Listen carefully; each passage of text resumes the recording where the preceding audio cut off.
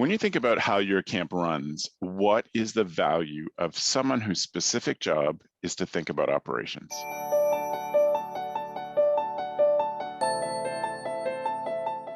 Hello, Camp Pros, and welcome to the CampHacker podcast brought to you by UltraCamp.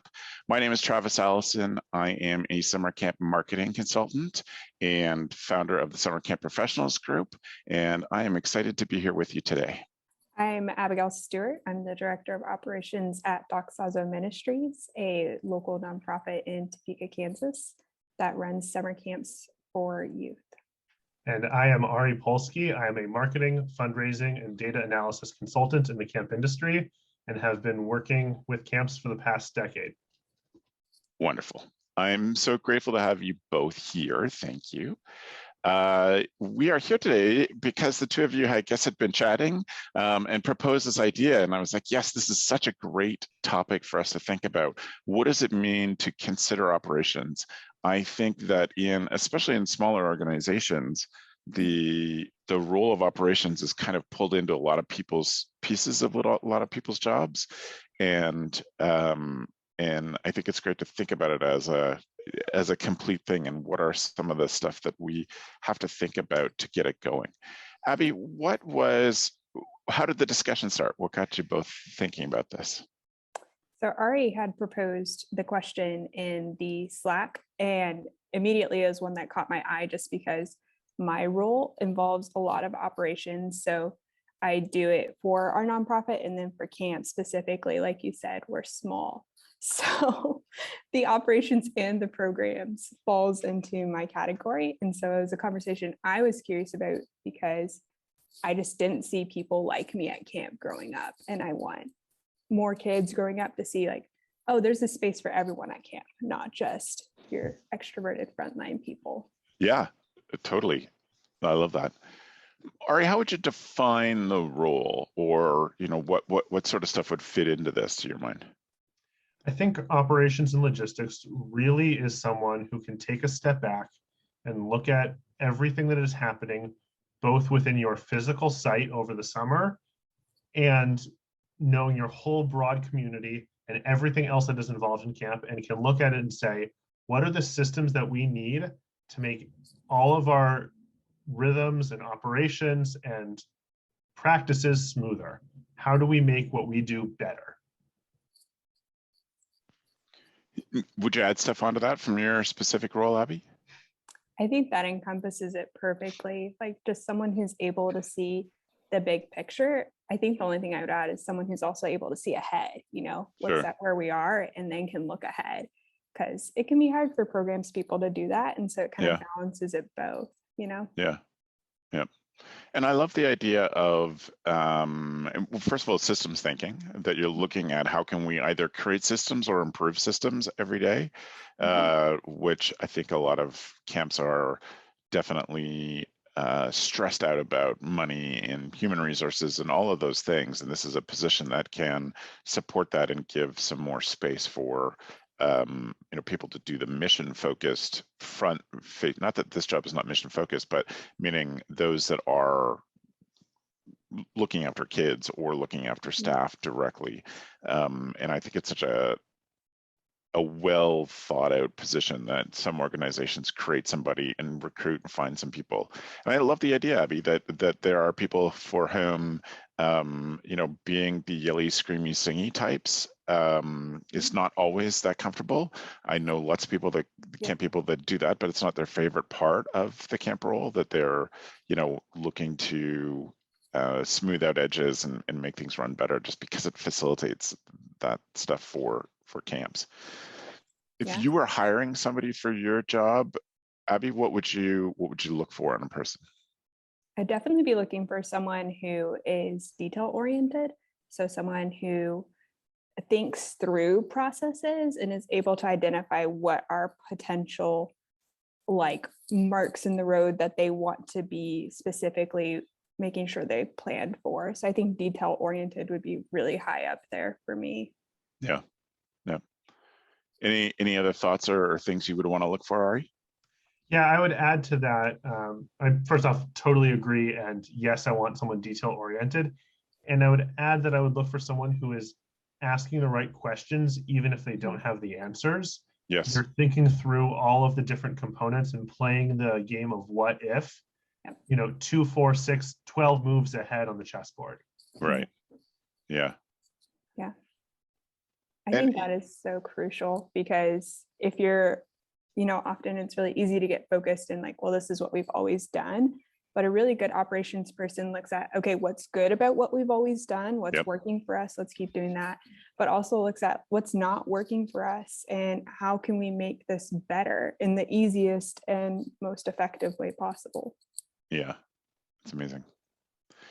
You talked about being detail oriented, but I also think, and I'm not totally contradicting that, but it's just another side of this is that I was the operations person in our organization, and I'm not particularly detailed operated, but I love systems. And so I build systems around me to, to account for the fact that I have a very short attention span, and,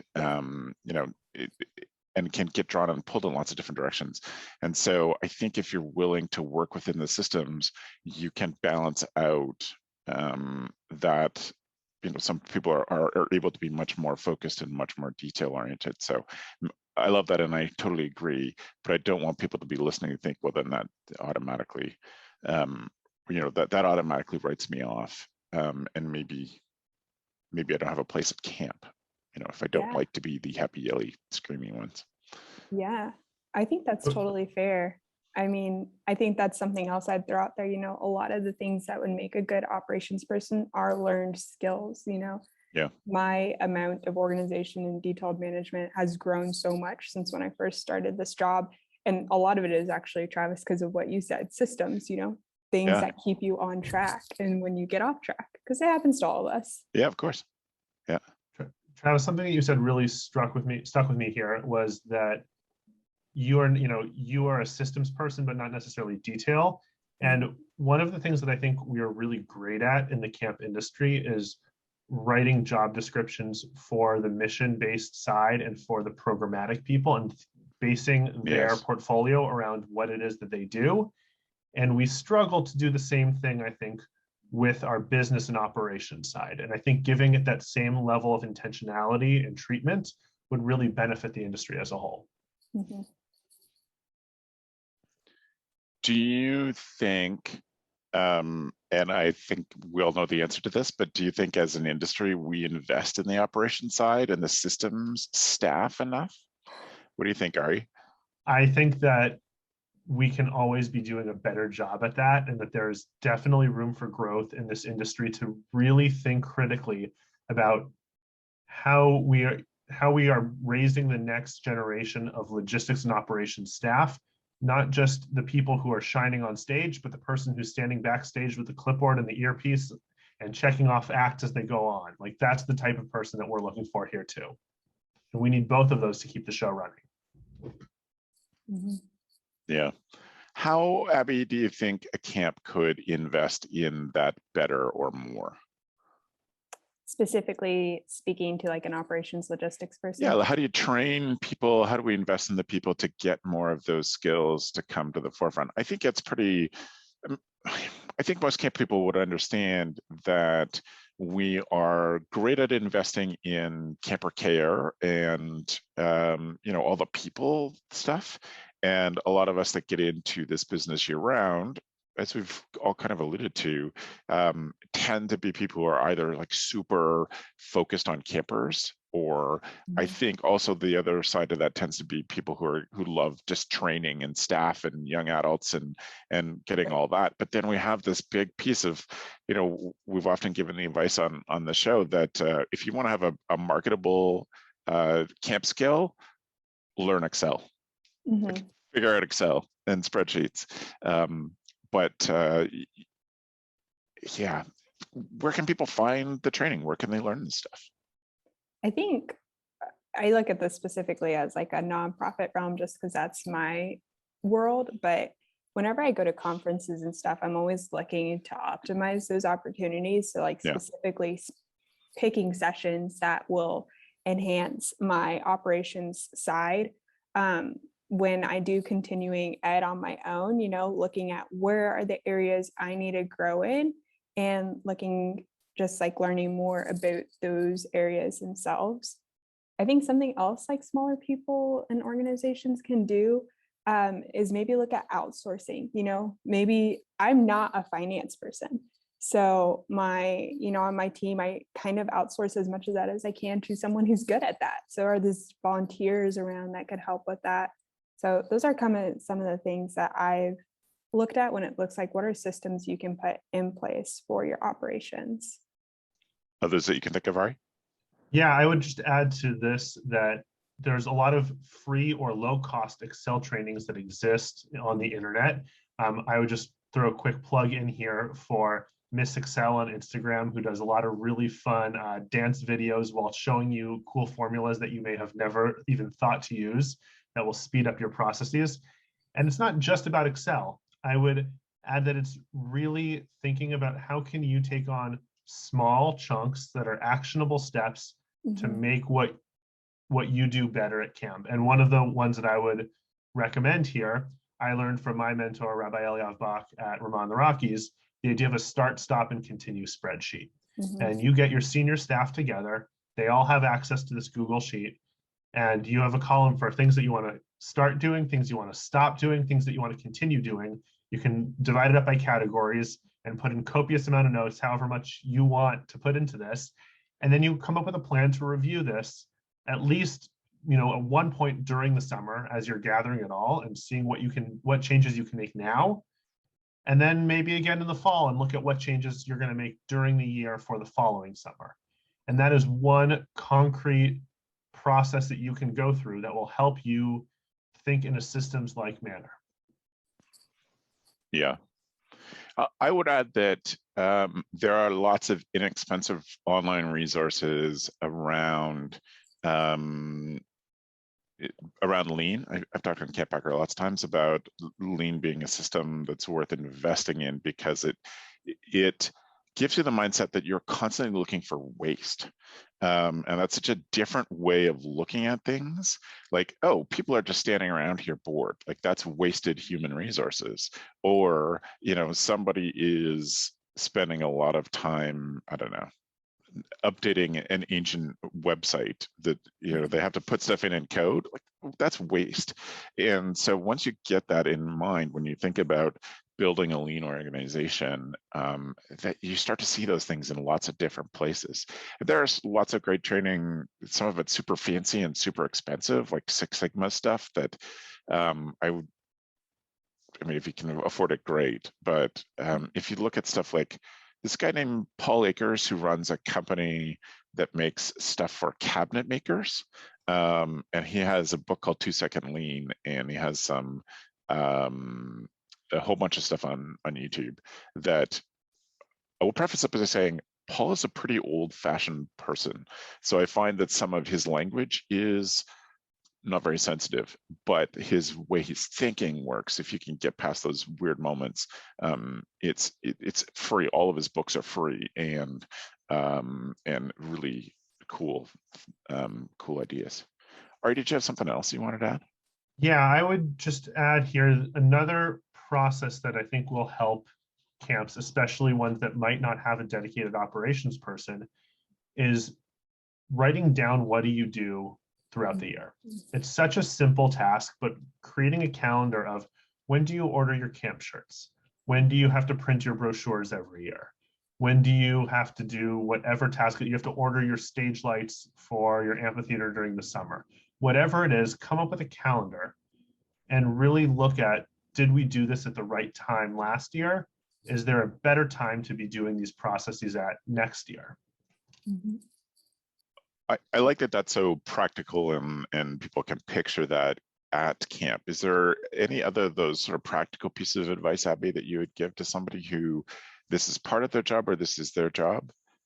Yeah, I think something else that would be practical, as much as you can create on a shared file is also helpful for us. So like everything I do when I plan and I document, like that's something that other people on the team can see.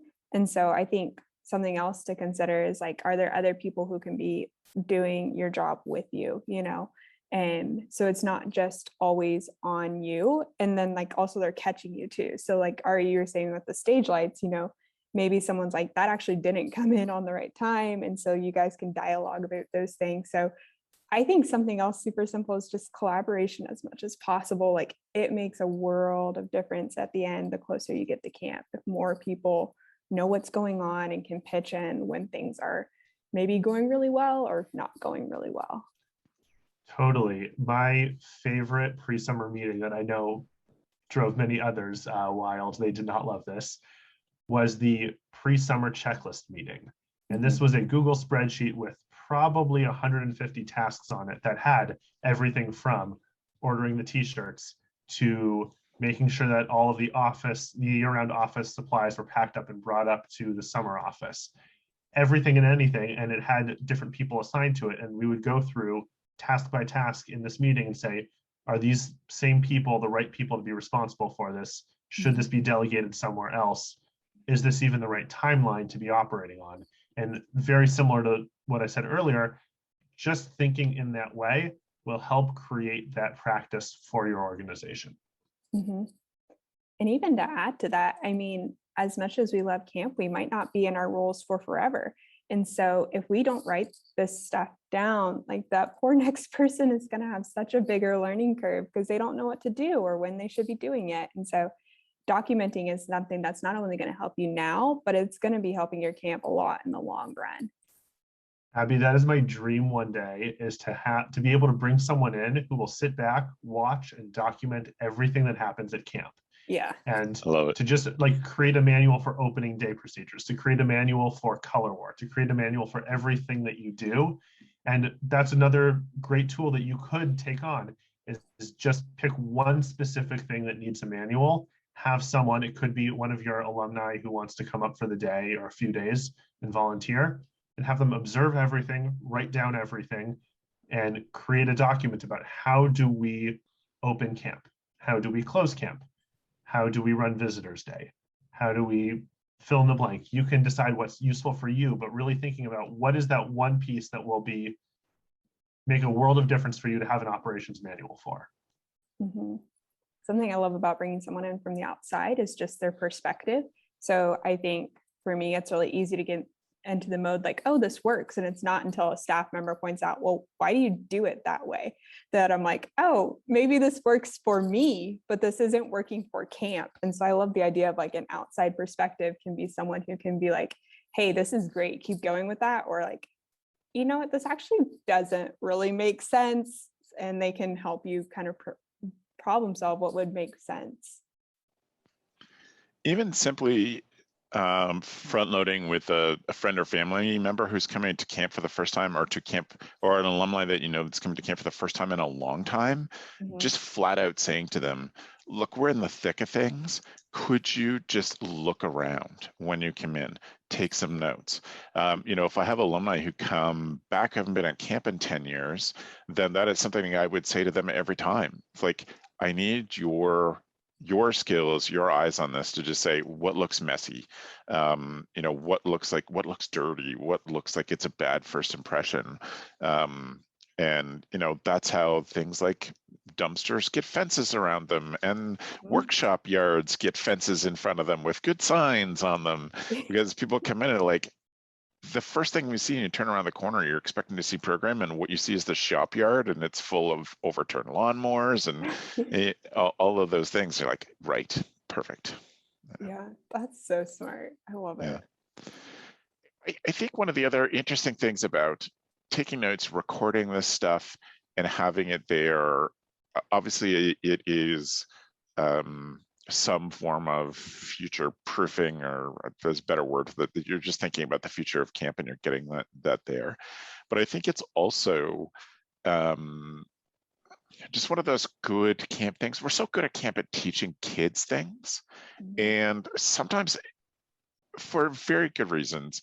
We're so focused on the kids' experience that we're forgetting what it means when someone becomes a counselor or a leader in training. Like what we teach them is all just kid stuff, where we could be thinking, we could be teaching operations. So if we're recording stuff or having somebody record it, some camps, will have a shadow day for someone who's a leader in training, and they get to follow people around, and they could be that recorder or the person behind you who's like, no, and asking questions. But that's all part of the teaching. Like we're teaching people that camp takes more to run than what is seen on the surface. And camps that run well are really intentional about that stuff too. Really intentional about the kids' experience, but we're really intentional about all of the pieces to this.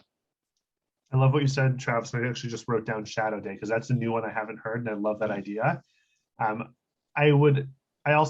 of my favorite programs to run during staff week at camp is called the Business of Camp, where we lift the veil, we explain what it is that we spend all year doing, and what are all of the different projects that we work on, and how do we make this experience happen. Then we ask staff to reflect on what's something that surprised you, what's something that made you uncomfortable that you learned, what is something that you did not know that you do now, what's something that you wish you saw. And we get them to talk about, what does it take to run an organization? What does it take to make this experience happen and I know that Travis doesn't necessarily like the word magic for the external camp population, but what does it take to make the magic of camp happen for everybody who is within the bubble of camp? Yeah. I think something cool too with just this whole conversation is like a lot of the skills we're talking about are transferable skills. Yes. And things, the resume skills for sure. Oh yeah. It's like, just learning some of the stuff, it's going to make you like really successful outside of camp too. We're recording this in fall of 2021, and when we're recording this, there is a massive logistics problem across the whole world right now. And I've heard so many, read so many pieces and heard some podcast interviews outside of the camp industry where people are talking about what we need is logistics and systems people to solve current problems. But for camp, it's the same. Like we can teach. That's yet another transferable camp skill to pass on.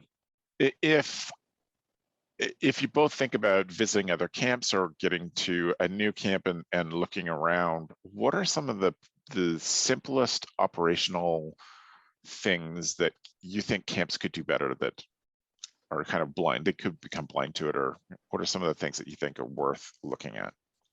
I would start by looking at what are the things that happen every year, every summer, whether it is your color war or other special days, and creating shopping lists for those days that are backed up far enough to overcome any supply and logistical challenge that we might be experiencing in the world right now, or any at all. And so that if your two teams are green and yellow, that you have ample green and yellow paint and paper and whatever else you need beforehand, and that you're not scrambling, running out for it the day beforehand. So that it's a perpetual order that you place before you even leave for the summer. You put it in on May 1 to be delivered on, let's say your color war is June 30th, that it's arriving June 25th. And that you have all of those things ready to go, lined up, that that you will need throughout the summer. That would be one of my first pieces. That's pretty close to what I was going to say too. Shout out to Stomping Ground for introducing the concept, but looking at your hidden curriculum, what are those things that are just super intuitive to you, and how can you make those more transparent to those coming in? That's something I've been trying to work on a lot, just because I inherited a camp with traditions. And so I remember getting there that first summer, I was like, why is everybody running around singing this song? Like, what's going on? And I think that is something that's so important from an operations side, not only for like the supplies issue, like you were saying, Ari, but also just like, how can we communicate this to people? How can we onboard people better so people aren't surprised when, traditions happen and stuff like that? Abby, you remind me of something I've seen from another director, which was a guide for international staff on what to expect when they got to camp, and what is what are all these traditions? What do they look like? And why do they even happen? And it was just a really short explainer that helped bring people into the fold that might not have any clue what's happening around them. And I think as soon as we prepare people for what's going to happen, they are better able to support the systems of what is happening. And get comfortable faster. I think something as simple as a camp dictionary when you get hired, if you haven't grown up at that camp, or you're changing roles from camper to staff, that there is, I mean, that's definitely hidden curriculum. Like it's just the camp slang and the camp dictionary. Like all of that stuff makes people fit in and feel more comfortable faster. Yeah, And company traditions 101. Yeah, totally. I think two things that come up for me. One is some form of very visual inventory management, where it's not like a deep dark closet full of the doors just stuff full of costumes and nuts and bolts and and 17 different kinds of balls, but it's just very visual and it's organized and it's easy for people to put stuff back. And I think just in terms of operational stuff, and this doesn't happen at every camp, but there is there's so many small camps that I bet this happens a lot than more people think, is something as simple as having tools that are just for program, so that people aren't going into the shed or the shop to get something for very valid reasons. The program director needs to build an arbor for an announcement. All those things are very valid, but if those things are separate, then when you have mission critical things like you need maintenance staff to solve a problem, their tools are where they are. And I got to the point that I had my own separate toolbox. We had program toolbox, we had maintenance toolbox, and we had my toolbox, just because I wanted to be able to solve problems when I needed to do that. But that separation was enough that it just sort of keeps the temperature down amongst your staff when people are like, I really need the power tools and I don't know where they are.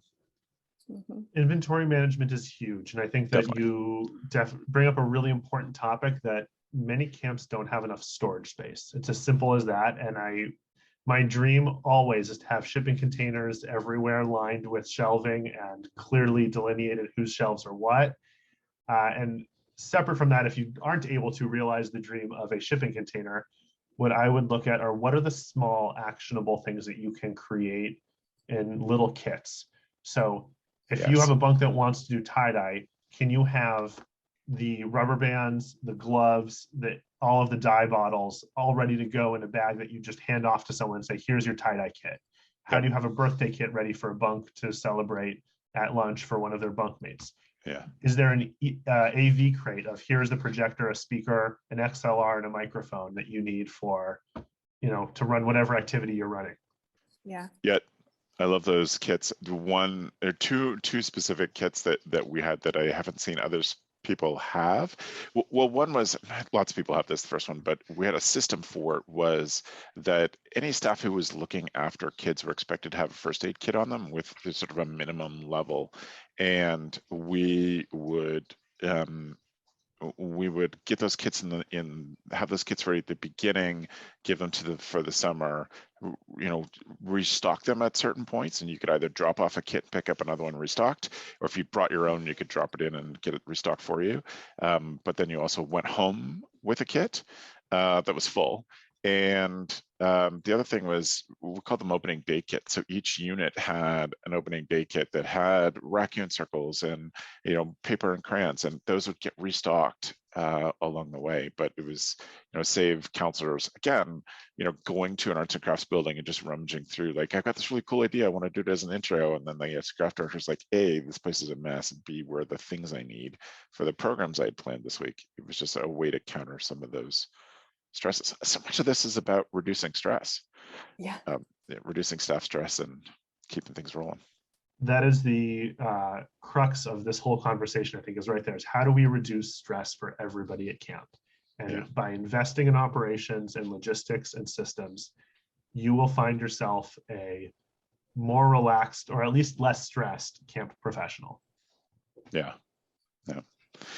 Any other thoughts or ideas around this that you really wanted to get across that we haven't covered yet, Abby? I think honestly, at the end of the day, what Ari said last is just, you can't underestimate that enough. Across the board, like a healthier leadership team is going to lead to a healthier camp in the Yeah. end, because that stuff just trickles down. And also, like, a better quality program is going to attract more campers, more staff, things like Totally. that. And so investing in these things, like, maybe it's going to cost a lot, maybe, well, honestly, a lot of stuff doesn't cost a ton, but there might be some investment, and that's fair to consider, but it's going to pay off. Like, it really will. It's going to pay off in a lot of really cool ways. Right on. What do you think, Ari? The last piece that I would add here for everyone is that you can potentially get more staff back by doing this that you might not get back otherwise, by creating this opportunity for them to gain business skills and gain real world skills. And even if you find a way to call it an internship, you might be able to get people coming back who you weren't going to otherwise. And so really thinking critically and creatively about how are you going to keep these people in the fold, and how are you going to raise up and retain your operations people will serve everybody in the long run. Well, I mean, goes back to what we just said, like, it just reduces the stress of everybody. And when camps are having a hard time hiring and retaining staff, that ability to just take the stress of the job down because you have good systems, because you've reduced wasted money, so people aren't stressed about where we're going to find the money for this particular program at the end of the season, then in a lot of ways, it's a camper retention piece, and it's a staff retention piece as well. You've got happier people who are not leaving completely exhausted and unhappy with the camp year at the end of the year. Cool. Well, I want to thank you both. I appreciate it. It was a super smart discussion, and I'm grateful for you putting up your hands and saying it. This is a good time for me to say, if anybody else has ideas of things they want to talk about, I definitely look forward to more conversations with the two of you on topics that you come up with. But everybody's welcome to reach out to me and say, we have this cool idea. We don't think you've covered it enough. I love those kind of conversations, and I'm super grateful when people reach out. So thank you both. Yeah, thanks for having us on. Thank you. Of course. So I want to take a second right now and thank the sponsor of this CampHacker episode, UltraCamp. If you are a CampHacker listener, then UltraCamp has a deal just for you. It is the marketing toolbox, their 10 best marketing tools. You can get them by going to ultracampmanagement.com/CampHacker, and you could download it. It's totally free. It's called the Marketing Toolbox. And that really is a chance for you to do some of the stuff we're talking about, create systems. They're giving you a tool to do that. And I think one of the things that UltraCamp really does help their clients do best is to help them get systems in place and get out of the office, get a chance to spend time with kids, get a chance to know your staff. And they know that you didn't get into this job just to do paperwork. Obviously, we're talking today about people for whom doing the paperwork that makes the machine run is important stuff. But UltraCamp knows that can be stressful for many people, and they've created the software to help camp professionals like yourselves handle camp registration quickly and efficiently. And with UltraCamp, you get unlimited custom reports, unlimited support, unlimited training, and unlimited users, so they can help make those systems run too. UltraCamp's goal is to provide resources so their camp clients can spend more time at camp doing what they do best. If this doesn't sound like your camp registration software, don't you think it should? Visit their website at ultracampmanagement.com/CampHacker and set up a time to chat. They look forward to meeting with you. So then we will move ourselves on to our tool of the week. I'm going to buy the two of you a little bit of time, and I'm going to start. I have a unusually inexpensive tool for a Travis tool, but it is a thing that I don't think enough camps do, and it's funny, it just kind of sits into systems and operations in such a good way today. It had to be my tool. My tool is Dawn Power Wash, which is a dishwashing detergent. But everybody knows that Dawn's famous for their ability to cut through grease and oils. And it is an amazing all-around cleaner. It can be used for some hardcore cleaning with stuff that has been left too long. And it is really not just for dishes. It's a great all-around cleaner that I think every camp should have on their shelf, and every little department should have their own bottle of this stuff because it's so good at efficiently cleaning and getting through really tough camp-like dirty problems. So my tool of the week is the Dawn Power Wash Platinum. And as usual, with all of our tools, you can go to camphacker.tv/podcast, find our show notes, where we'll have the notes from this. Abby, do you have a tool of the week? Yeah, the book I just started reading is iGen, which is by Jean Twenge. And so far, it has been really enlightening, just looking at Gen Z, how they think, how they operate, what are their concerns. Gen Z still might be campers, depending on who you serve, but a lot of them are going to be your counselors if they aren't already. And for me, just understanding how this generation works, how I can serve them, how I should be interacting with them is something I want to get better at. So I'm super excited to continue diving deeper into that book. That's amazing. Thank you, Abby. What do you got, Ari?